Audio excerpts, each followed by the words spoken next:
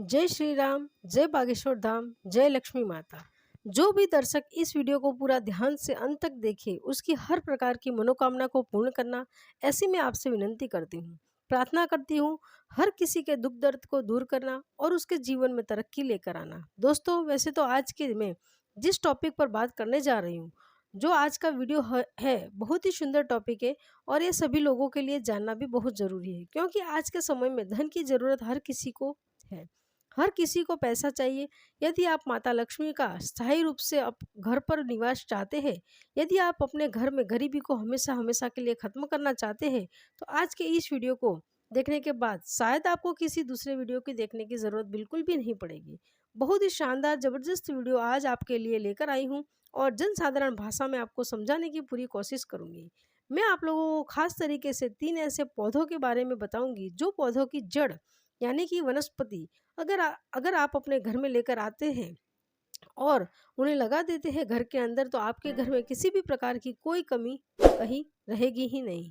पूरे पैसा बचेगा, क्योंकि अब दीपावली आ रही है और साथ ही साथ में आ रहा है धनतेरस का धनवंतरी देव का महापर्व। और आप इन पौधों में से कोई भी एक पौधा अगर इस दिन लेकर आ जाते हैं, यकीन मानिए आपके घर में माता लक्ष्मी का आना बिल्कुल तय हो जाएगा। कहीं से भी खींची हुई चली आएगी माता लक्ष्मी और वास भी करेगी। लेकिन इन 3 पौधों में कौन सा सबसे ज़्यादा लकी पौधा है, आज तक शायद आपने इसका नाम भी नहीं सुना होगा। बहुत ही सुंदर है, बहुत ही चमत्कारिक पौधा है। चलिए हम लोग इस बारे में बात करते हैं, अच्छे से समझते हैं कि आखिर में 3 पौधे हैं कौन से। तो इनमें गुणकारी है और जितने चमत्कारी है, जिनके बारे में घर में लगाने मात्र से धनतेरस के दिन धन की देवी माता लक्ष्मी, कुबेर और धन्वंतरी देवता तीनों आपके घर में आएंगे। धनतेरस के दिन ही आप और उन्हें आना ही पड़ेगा। उससे पहले आप लोग यह जान लीजिए, कुछ उपाय आपको बताती हूँ, क्योंकि इन उपायों से माता लक्ष्मी सकारात्मक रूप से आपके घर में आती है और नकारात्मकता को बाहर फेंक देती है।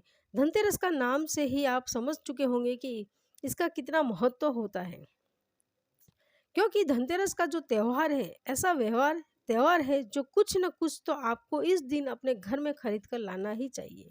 शास्त्रों में भी ऐसा कहा गया है कि चाहे छोटी सी छोटी चीज आप क्यों न लेकर आए, लेकिन लेकर जरूर आए धनतेरस के दिन, क्योंकि आप अगर कोई भी चीज खरीदते हैं तो आपके घर में माता लक्ष्मी 13 गुना की वृद्धि करके आपको वापस लौटाती है। देखिए, अगर आप सामर्थ्यवान हैं तो सोना चांदी तुरंत खरीद ही सकते हैं, लेकिन अगर आप सामर्थ्यवान नहीं हैं तो भी कम से कम धनिया ज़रूर खरीदें। और धनिए का एक छोटा सा उपाय भी आप कर लीजिए। देखिए, इसकी भी बहुत महत्वपूर्ण होती है, लेकिन आपको यहाँ पर साबुत धनिया लेना है, वो भी 1 मुट्ठी तो कम से कम लेना ही लेना है। सूखा धनिया आपको लेना है, ठीक है। इसके बाद में आपको क्या करना है, इसके ऊपर इत्र या स्प्रे कर देना है। आपके घर में अगर इत्र है तो आप इस धनिये के ऊपर डालकर, क्या होता है, इत्र माता लक्ष्मी का अति प्रिय सामान है, तो आपको इत्र स्प्रे जब धनिये के ऊपर करते हैं तो चारों तरफ से जो छींटे उसके ऊपर पड़ते हैं, उसकी वजह से माता लक्ष्मी जी जो है आकर्षित होती है और नकारात्मक शक्तियाँ दूर हो जाती है, क्योंकि धनिये के अंदर माता लक्ष्मी जी का वास भी होता है, तो वो स्वयं भी इसी के अंदर वास भी करती है। कुछ चीज़ें हैं दोस्तों जिनमें सीधे सीधे माता लक्ष्मी जी का वास होता है, और और इस इत्र वाले धनिये को आप सबकी नज़रों से छुपाकर अपने घर में किसी स्थान पर रख दीजिए। और अगर आप छुपा नहीं सकते, आपके घर में ऐसी कोई जगह नहीं है, तो आप चाहे तो अपने घर में उत्तर दिशा में आप इसे स्थापित कर सकते हैं। आपको मैंने इसके लिए अलग से उपाय बताया कि छोटा सा कलश लेकर उसमें धनिये का उपाय आप कर सकते हैं। लाल रंग के कपड़े में इत्र वाले जो धनिये हैं, वो आप उसे उत्तर दिशा में किसी अलमारी में अच्छे से रख लीजिए। माता लक्ष्मी जी का निवास आपके घर में हमेशा के लिए रहेगा रहेगा और टिकेगा भी। और आपके घर में जो लक्ष्मी ना टिकने की जो दिक्कत है, वो भी टिकना शुरू हो जाएगी। अगली चीज है वो है मोर पंख। हो सके तो धनतेरस के दिन एक मोर पंख भी आप अपने घर में लेकर आइए। इसे अपने घर के मंदिर में स्थापित कर दीजिए, या फिर इसे उत्तर दिशा में आप स्थापित कर सकते हैं। अगर आपके घर में वास्तु कमजोर है, लड़ाई झगड़े आए दिन होते रहते हैं, कोई भी काम में तरक्की नहीं होती है, जिस काम में हाथ डालते हैं इसी काम में आपका बिगाड़ा हो जाता है, कोई चीज़ सही से नहीं चल रही है और आपके नाते रिश्तेदारों से भी आप नाता तोड़ दिया है तो धनतेरस के दिन हो सके तो एक मोर पंख जरूर अपने घर में खरीद कर लाइए। आराम से आपको 10-20 रुपए में आपको मार्केट में मिल जाएगा, लेकिन खरीद कर अवश्य रूप से आपको लाना है।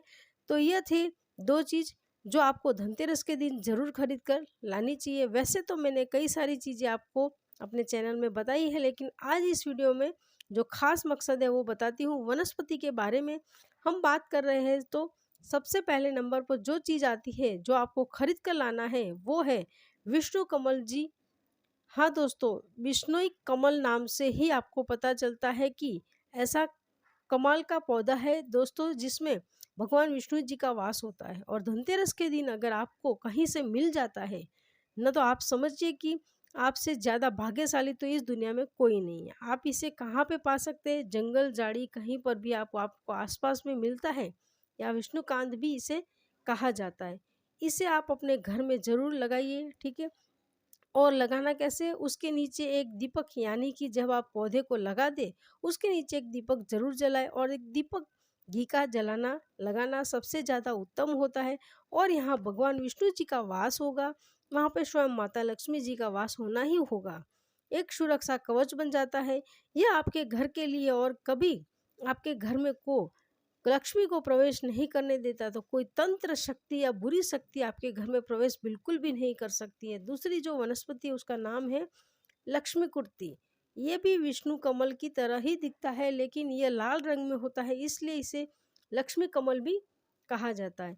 तो हाँ, हो सके तो आप इसे भी धनतेरस के दिन या दीपावली के दिन भी अगर आप अपने घर में लाते हैं तो भी ये उतना ही प्रभावित करता है। आपके घर में अंदर माता लक्ष्मी को लेकर आता है और सकारात्मकता इसके साथ अपने आप आती है।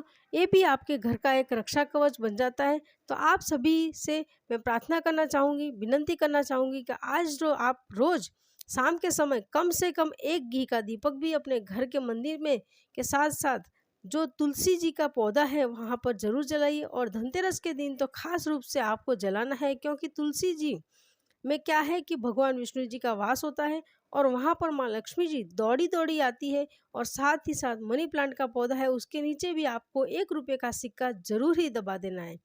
और यह चीज़ तो नियम बना लीजिए कि माता लक्ष्मी जी के लिए आपको तुलसी के पौधे के नीचे रोज एक दीपक तो अवश्य रूप से जलाना ही जलाना है। तीसरी जो वनस्पति है अगर आपको मिल गया तो आप दुनिया में सबसे ज़्यादा भाग्यशाली होंगे। यह पौधा मिलता ही बहुत मुश्किल से है। नाम है इसका का कुबेर कंद जी। हाँ, कुबेर कंदे इसका नाम है। आप जितना पुराना अगर आपको ये मिल सके उतना ही ज़्यादा बेहतर होगा। कुबेर कंद भी इसे कुबेर खाता भी इसे कहा जाता है। वो इधर उधर जंगलों में आप चाहे तो अगर ढूंढने तो मिल सकता है, अगर मिल गया तो आपकी किस्मत पूरी तरीके से बदल जाएगी।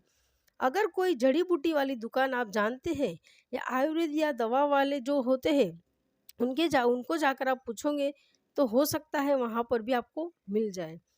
3 चीज़ें मैंने आपको बताई, थोड़ा सा मुश्किल होता है, लेकिन अगर आपको सच में माता लक्ष्मी जी का आशीर्वाद पाना है तो इतनी सी मेहनत तो आपको कर सकते हैं। 3 वनस्पतियों में से मैंने नाम बताए, आपको तीनों में से जो मिल जाए अति उत्तम होगा। लेकिन अगर विष्णु कमल लिया फिर लक्ष्मी कमल भी मिल जाए और दोनों एक साथ मिल जाए तो सोने पे सुहागा, यानी कि आप सीधे भगवान विष्णु जी और माता लक्ष्मी जी यानी कि उनकी पत्नी दोनों को अपने घर ले आते हैं। तब तो आपका कोई पूरी दुनिया में बाल भी बांका नहीं कर सकता है। तो मुझे उम्मीद है मेरे द्वारा दी गई जानकारी आप सभी को संतुष्टि मिली होगी। किसी भी प्रकार का कोई प्रश्न है आपके मन में, कोई भी प्रश्न है तो मुझे कमेंट बॉक्स में ज़रूर बताइए। और आपको वीडियो अच्छी लगी हो तो वीडियो को लाइक कर दीजिएगा, साथ ही साथ वीडियो को शेयर कीजिएगा। और व्हाट्सएप और फेसबुक पर और चैनल पर पहली बार आया है तो मार्गदर्शन पसंद आया हो तो चैनल को सब्सक्राइब कीजिएगा। नमस्कार दोस्तों।